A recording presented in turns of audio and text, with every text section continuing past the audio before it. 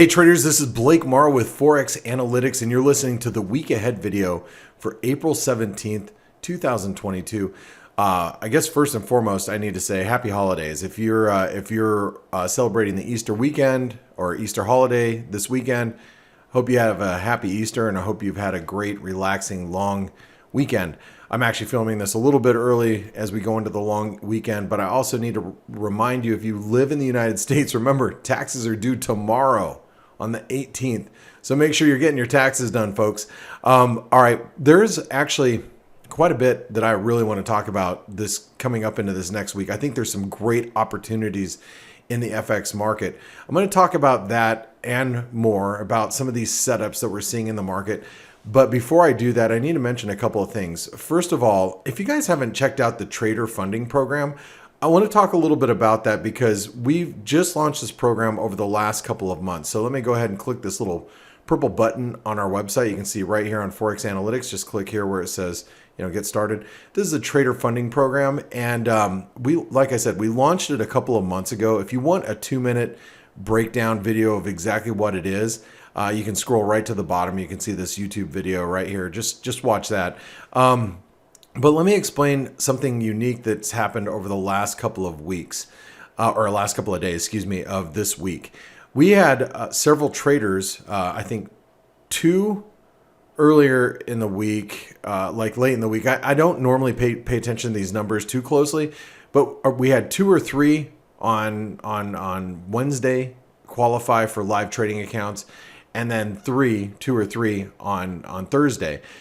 That's a pretty big number, and based on how many people are joining this program. Think about that for a moment. Like, let's say you go to access a $100,000 trading account, because you don't want to risk your own $100,000. You want to risk our $100,000. So you pay a $1,000 assessment fee to qualify.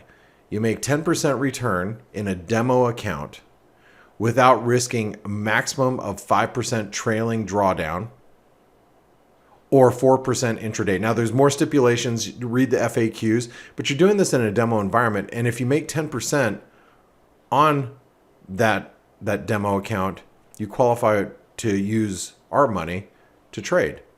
So that is a really spectacular deal. And then on top of that, you get ForexAnalytix included for a certain period of time while you're going through the assessment period.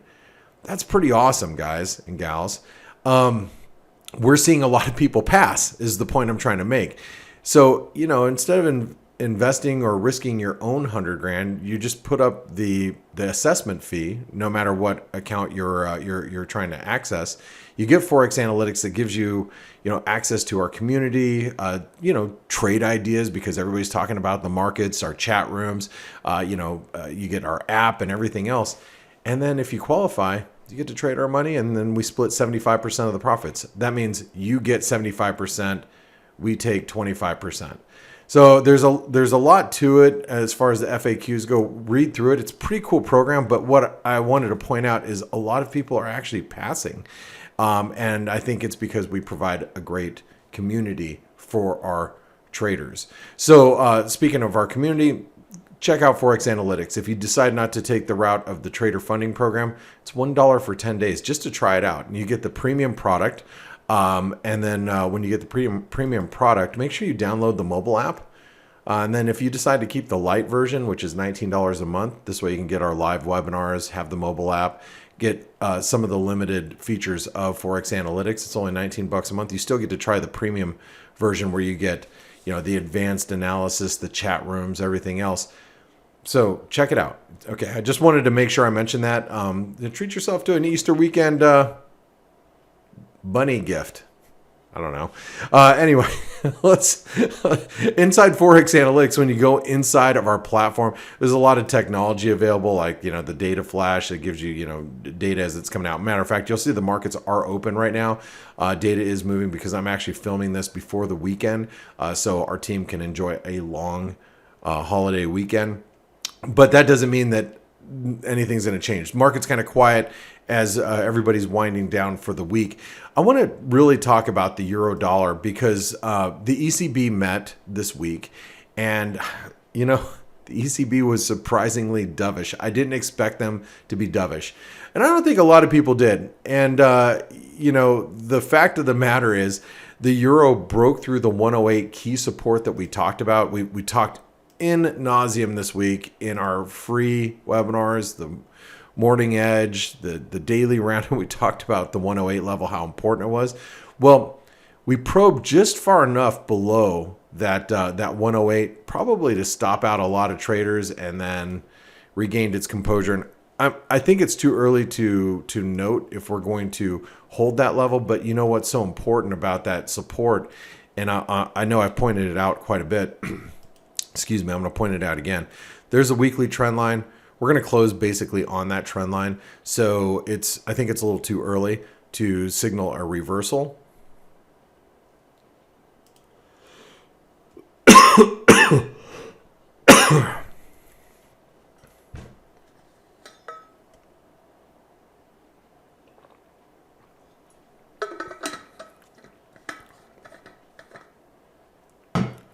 Three, two.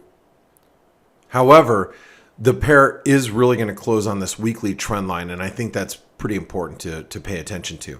But it's not the euro that I see the most opportunity this week. I see a lot of opportunity elsewhere, and it's actually more going to be in the euro crosses. But before I get into those, and actually the sterling crosses as well, but before I get into those, let's talk a little bit about the sterling. So, you take a look at the pound dollar. We basically are holding that 130 level. We probed just below that 129.90 support, which took us to like 129.71 maybe was the low, and then we reversed. But we really have to make it back above the 133 level to really, get the market squeezing a little bit back towards the 200-day moving average. But let's just say we're in a range. If we're in a range, we're at the lower end of the range. There's the upper end of the range.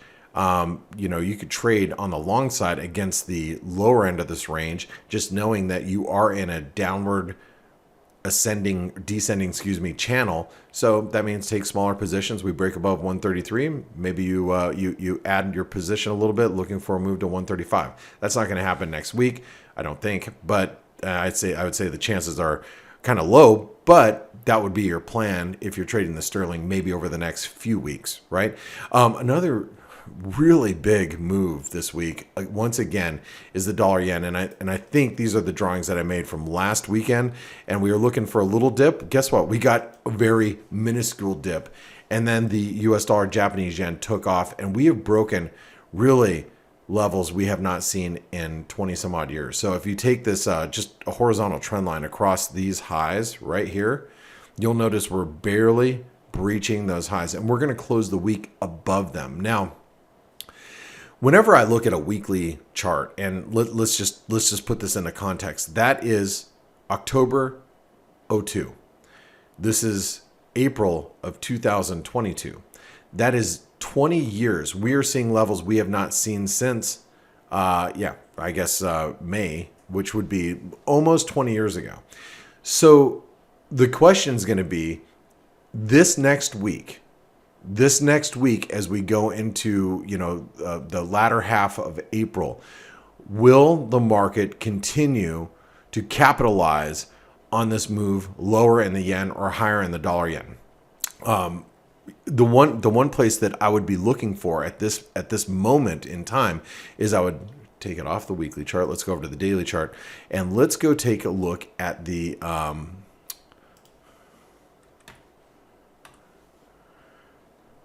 we're going to take a look at the 10-year yields. Whoops, I just missed it. U.S. Let's. This would be the futures. Okay, that's fine.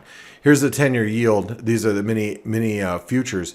We got to see if the futures continue to go up, or the 10-year yield continues to go up. If the 10-year yield continues to break higher, then that is going to help give that dollar yen that tailwind. But you can see as we reverse going into the end of the week, that helped the dollar yen break above that 120, I think it was 125.80 resistance. That was that big weekly resistance. We broke above it. Now we're going to close above 126 going into the weekend. So if yields continue to stay bid, bonds continue to stay weak, then that dollar yen should continue to rally.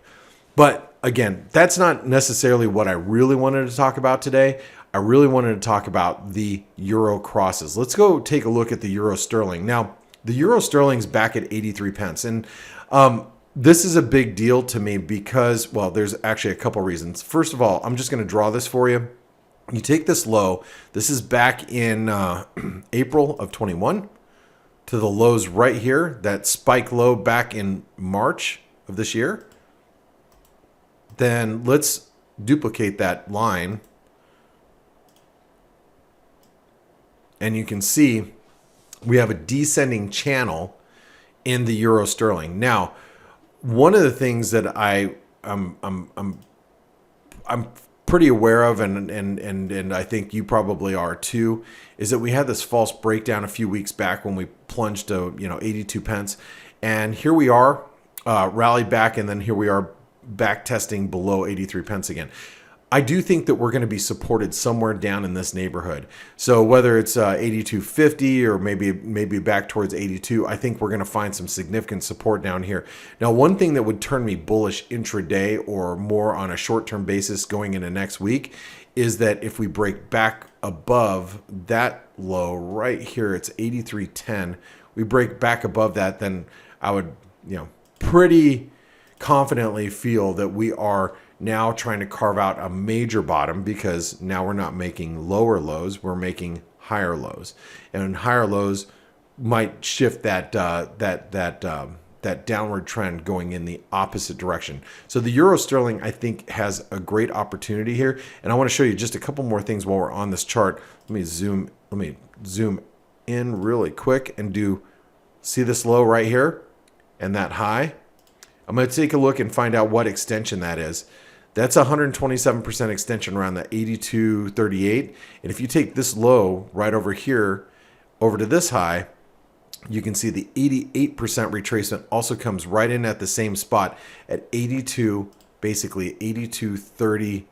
What was that? 82.67. No, wrong number. 82.37, which is just below that. Sorry, I circled the wrong thing. Here we go. 82.37. And that should be a level of really critical support going into this next week if we're going to hold those lows. But it's not just the euro sterling. Let's take a look at the euro Aussie. So the euro Aussie, this pair has been under tremendous pressure since February of this year.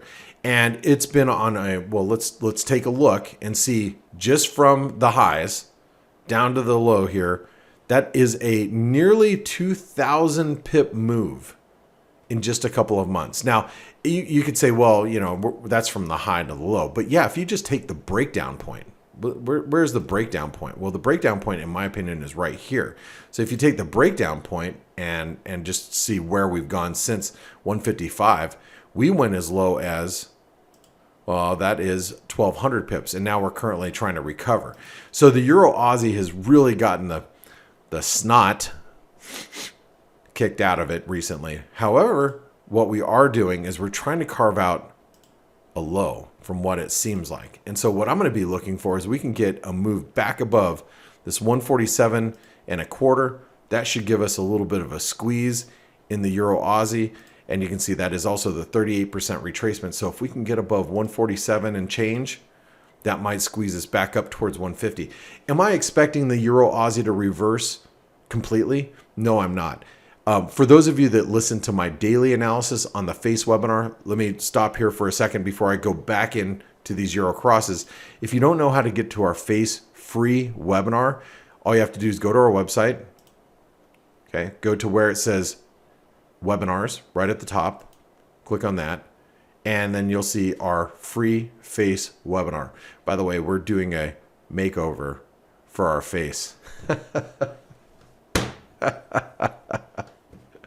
I just cracked myself up. Hope you guys got a kick out of that too. Anyway, I know you're looking at me like, what the hell hell is he talking about? Anyway, we are doing a makeover for F.A.C.E, and that is a true statement. But if you want to log in and listen not only to myself, but the rest of the team live going, throughout the course of the week, and then some great interviews held by Dale Pinkert. Every day he interviews, tries to interview one person from the, that's an expert in the financial markets, whether, they're a portfolio manager, trader, economist. He just had Danny Blanchflower on this week, who was, previously, from the ECB, Professor Danny Blanchflower now. There's a lot of free stuff that's available to you that we do, just for you. So make sure you tune in there. Anyway, I'm going to go back into that. That's where you can find us every single day, and we've been broadcasting for years. But I'm going to take you into the Euro Kiwi. Why? Because the Euro, the New Zealand, or let's say RBNZ, or he is speaking on Monday. Actually, I believe it's Monday night in New Zealand. But also, we have the New Zealand CPI on Wednesday. Well, it's actually Thursday morning in Auckland, but Wednesday night if you live in the United States or in Europe or in Canada or North America, anywhere. So the inflation data is going to be watched very carefully going into this next week. So watch the Euro Kiwi, because the Euro Kiwi, as you can see, and let's go intraday a little bit to a 4-hour chart. One of the things about the Euro New Zealand is you can see we broke this wedge. It was like a bit of a wedge, and we broke it higher. Now, obviously, it's consolidating, but if we start breaking above this resistance right here, which is 161.30 roughly, let's see where that's going to take us.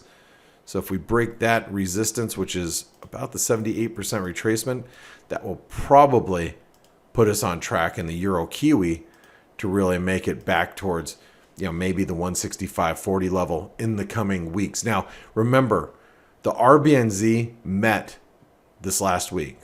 And when the RBNZ met, what they did is they actually front-loaded rate hikes, and they hiked by 0.5 basis point, and then the Kiwi fell. And if you're wondering why the Kiwi fell after the RBNZ aggressively raised rates, that's because they talked that they wanted to really front load these rate hikes to fight inflation. So here we are. The market goes, ooh, wait, we're not going to, how many more hikes are we going to get? Are we going to get 5 like we were thinking? Maybe not, over the course of 2022. So now that RBNZ is already on its back foot. If that inflation data, New Zealand inflation data, comes in a little weaker than expected this week, then we might see that Euro Kiwi start to make some headway going back in the other direction. Am I expecting, fireworks out of the euro dollar? No, but, can the euro dollar get back towards 110, 112, back up towards, this resistance? I think it can. I don't see why the euro can't get back up towards, back above 110.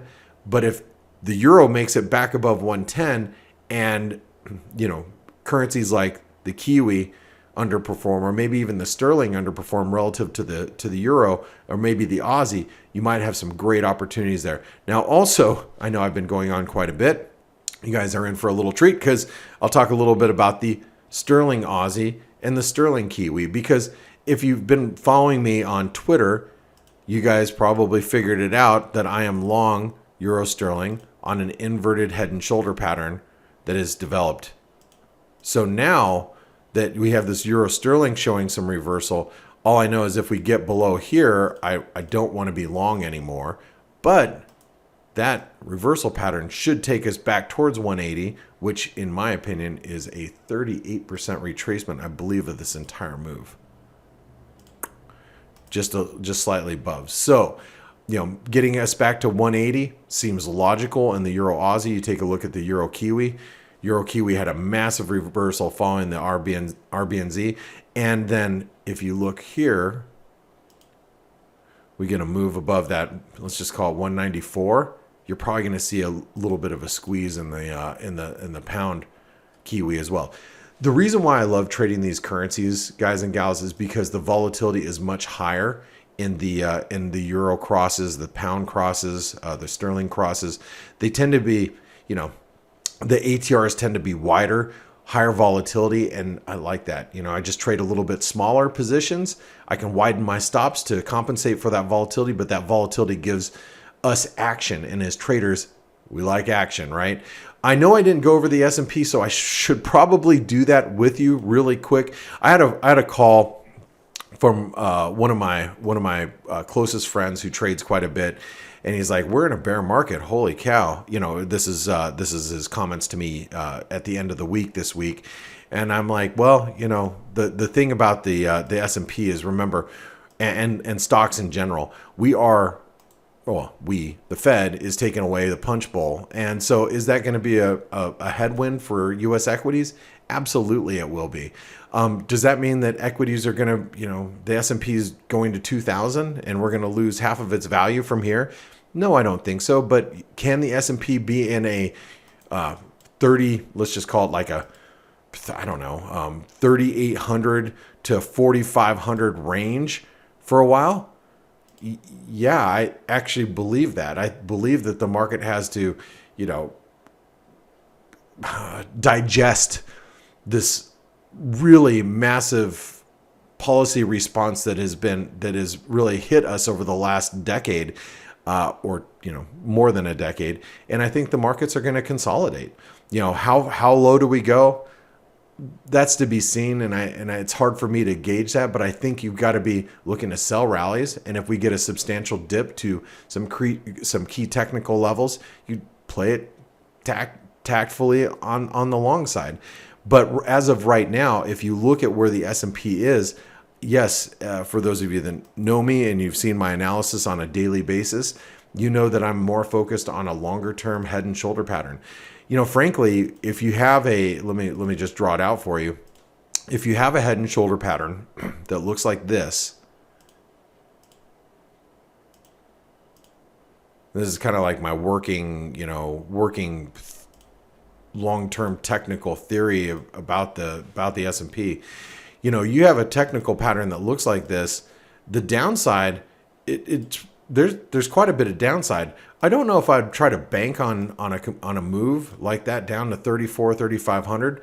However, that doesn't mean that if we break below 4,000 or 4,100, we can't see some downside pressure going into the end of 2022, which I think is more of a logical thought process before like a year-end rally. So now I'm just trying to let you think what might happen 2, 3, 4, 5, 6 months from now. But anyway, it's something that we should keep an eye on. I don't think that we're going to be seeing that anytime soon, but I do think that that a move down to 4,100 should not be dismissed, that we can't get down there. We have a 50% retracement that's going to come into play. The 4,300 around that 618 probably going to be rather important support for maybe not next week, but going into the next couple weeks. And I think that's probably where, if you are on the short side, you need to start looking for, places to cover up some shorts and maybe look for some bounces. Anyway, guys, remember, if you want my updated analysis or the rest of the ForexAnalytix team, whether you're talking about Steve or Stelios, Ryan, K-Man, Dale Pinkert, Paulie when he's there, Grega when he pops in, join the F.A.C.E webinars. They are free every single day. And I hope you all have a wonderful Easter weekend if you're celebrating. If not, I hope you're just enjoying the long weekend. And if you like this video, please give us a thumbs up and subscribe to the channel. I want to wish you all well, and check out that trader funding program. We'll talk to you soon. Hey traders, this is Blake Morrow with ForexAnalytix. Thanks for stopping by our YouTube channel. Don't forget to like these videos, share them, and subscribe to our channel so you don't miss any of the content that we provide here for free. Thanks for stopping by. I'll see you in the next video.